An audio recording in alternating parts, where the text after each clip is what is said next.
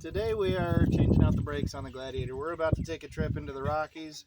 I already pulled off the passenger side and those brakes are good, but we replaced them anyway. They were only about a third worn down, but we've had them through some mountains pulling a trailer without the brakes working. We've got the trailer brake hooked up now. So we're just going to refresh. I know everyone has their opinions about brakes, but I've never had a bad luck with the AutoZone Duralast Gold with the lifetime warranty.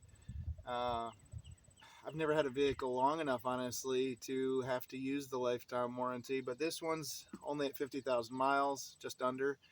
So I imagine at some point in its life I'm going to have to change the brakes again. So I'm going to try that, see this time how long they actually last, and how well the process of swapping out the lifetime warranty brake pads is.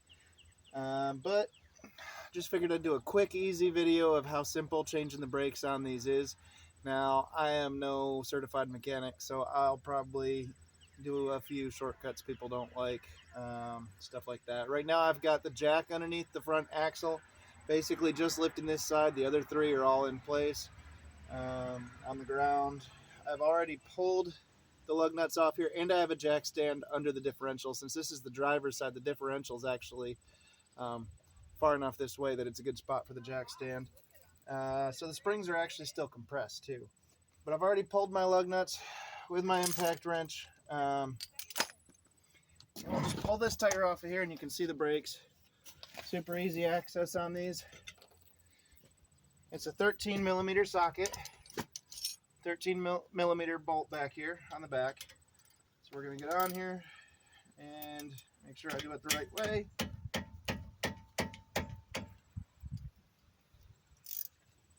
That's not the right way. Oh, true. Come here. 13 millimeter bolt on the back. True. So just kind of tap it loose. Come on, buddy. Spin it You were in loose. the shot. Come here. My boy helped me on the other side. Are you helping Daddy fix my brakes? You doing a good job?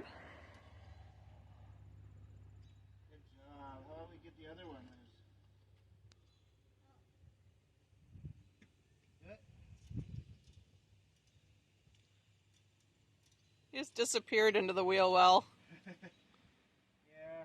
Once I got these broken free, he unscrewed the nut or the bolts for me. These are shorter than I'm used to. I've had a lot of these where this bolt actually shoots all the way through the caliper mounting bracket.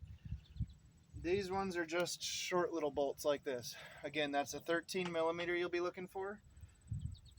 And pull those bolts out. Now, you can do caliper hangers by hanging something up here off your springs. Just a little piece of wire with a hook, something to hang the caliper so that it doesn't fall to the ground and pull on your brake line and end up breaking your brake line, ripping something out. I am currently using jack stands because usually that's just kind of what I've done. It gives me a little more room to work on them, a little more stability to work on them too with my compressor. Now in the past I've always worked on single piston brakes. These are a dual piston brake, and in the past I've just used my C-clamps, and I just basically stick the C-clamp right in the caliper and just kind of screw it down. You have to make sure that it's straight and it's not going cockeyed to where one side goes in faster than the other, or you'll get it all sorts of bound up. Now I am going to pull the pads off here for you and show you how easily that comes off. If it doesn't come off well, you can use a spud wrench or a screwdriver and just get in there and pry a little bit. Just don't pry so much that you're going to damage your rotor. These ones are actually, like I said, still pretty good. They show the signs of mud actually in here. I can peel mud off of them pretty good, so you can tell we've done some wheeling with it, and that does kind of make pads wear down a little more. I'm going to try the spud wrench on the back because it doesn't want to come off.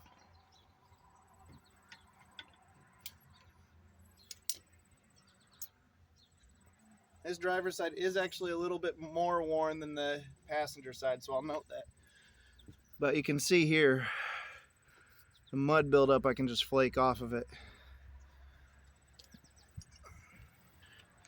So this is one reason why. Oh, True's showing you he found apples on the tree. Can you tell him apple? Yeah, so you got brake dust, mud, all sorts of stuff down in there. One reason why you always want to clean the mud out of your vehicles, because that gets in places, it stays.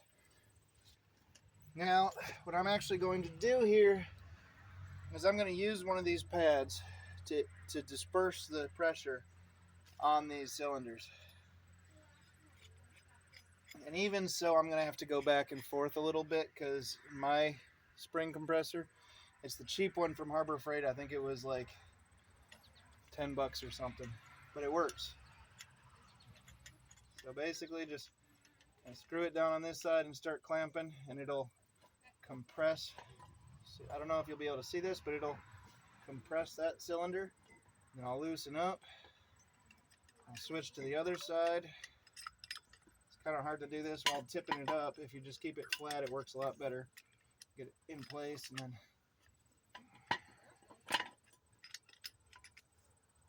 okay.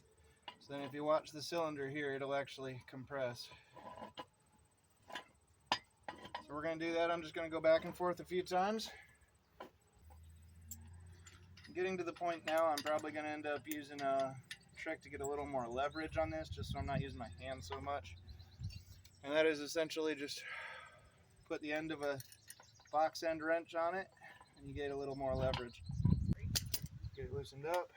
And I think both of my caliper pistons are now compressed. So that brake pad is done. It's going to go off to the side. Now, grab some brake clean. I'm just going to clean my calipers.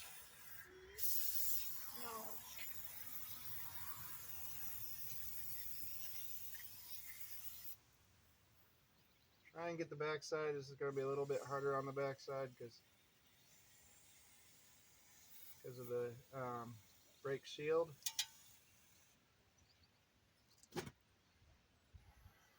So that's a pretty good start. Now brake clean is vital step, because if you get any kind of hand oils on that brake rotor, once those heat up, it's going to actually warp the metal and you'll have warped brakes, and that's when you hit the brakes you'll feel it jumping and bouncing. So this one is going to be backside. There are 4 clips here. You want to replace these. You just need to make sure you get the right ones in the right spot. So I didn't pull them all out at the beginning.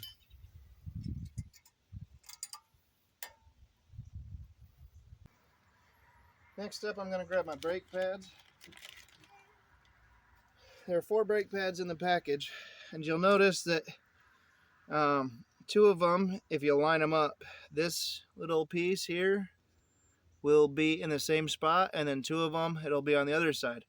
So if you were to hold them in the same direction, you can notice this one's down here and this one's up here. That's how you're going to want to match them. There'll be one on each side that's like this and one on each side that's like this. And so what happens is they do that once they're on the truck. Now this piece here, you will want toward the ground. So that means this one is my back. I'm going to slide it in here. True, don't run off with my tools, please. Oops, no, thank you, not right now.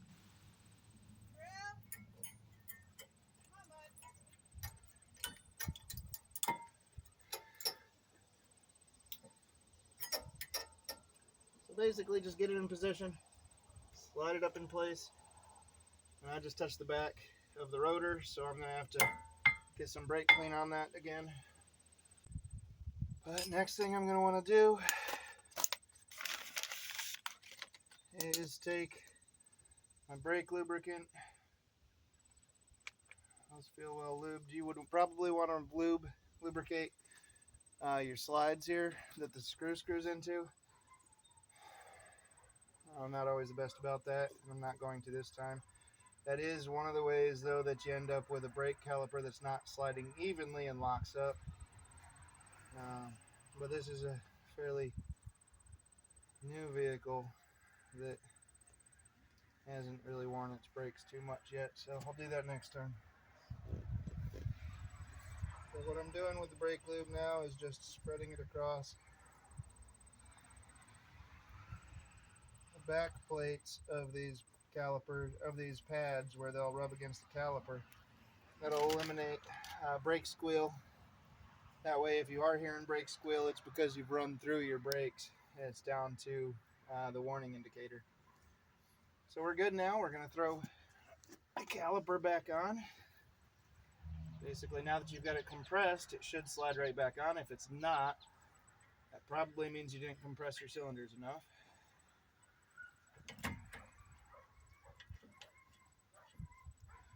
Take those screws, hold everything in place, and screw them back in. There is a torque spec on these, and I'm usually pretty good about that. Today it's hot, and I'm not going to be.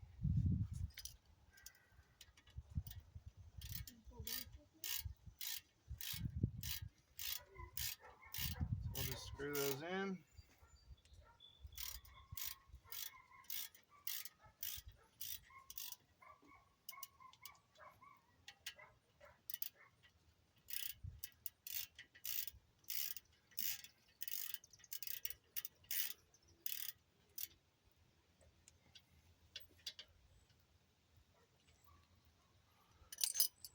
Okay, that's it. That's your brakes.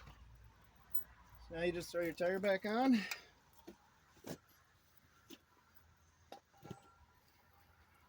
Again, if you've touched the caliper in this period, hit it again with some brake clean to be sure.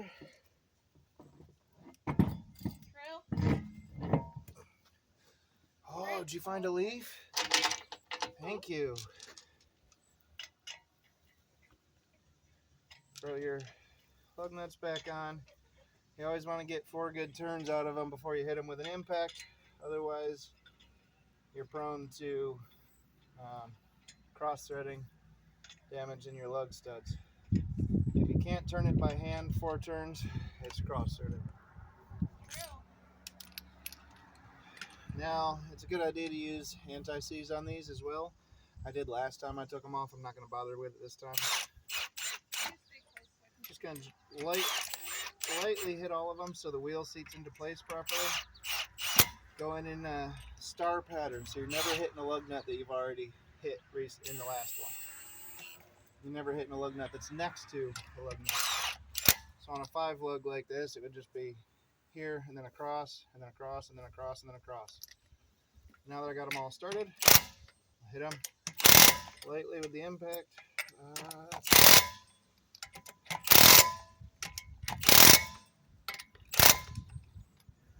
I know I hit one of those twice. Now I'm going to pull my jack stands out of the way.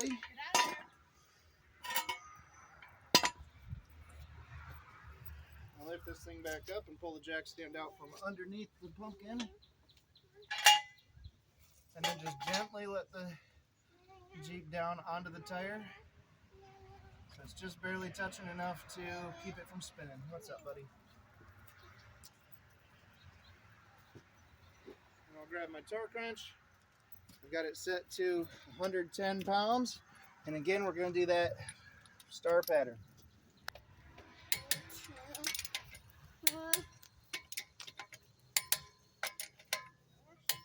Get them to where they all click, and then I'm just going to run back over them all real quick.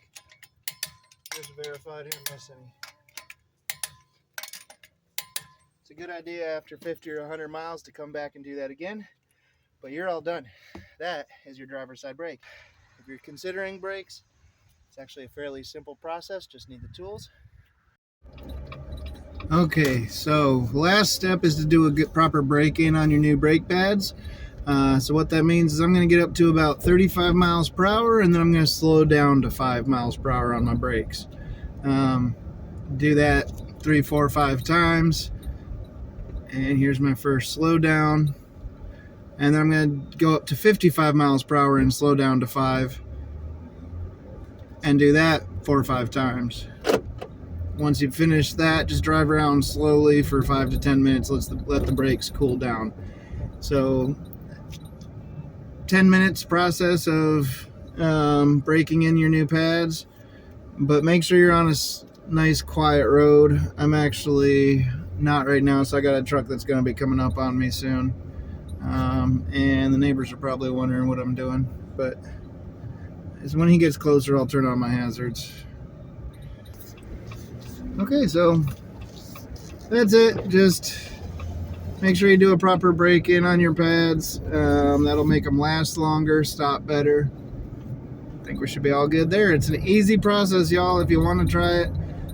If you're uncomfortable with it, reach out to someone. You know, a lot of times there are people out there that are absolutely willing to help you learn how to do it. We're in a busy world, so sometimes people can't always find the time to do that. That happens. But hopefully you can find time. If you've got questions and you can't find someone local that can help you out, feel free to comment on this message. If I see it, I'll try and get back to you as soon as possible. Otherwise, though, good luck with your brake job. Thanks for watching. Don't forget to hit that like and subscribe button. And as always, the Lord bless you and keep you.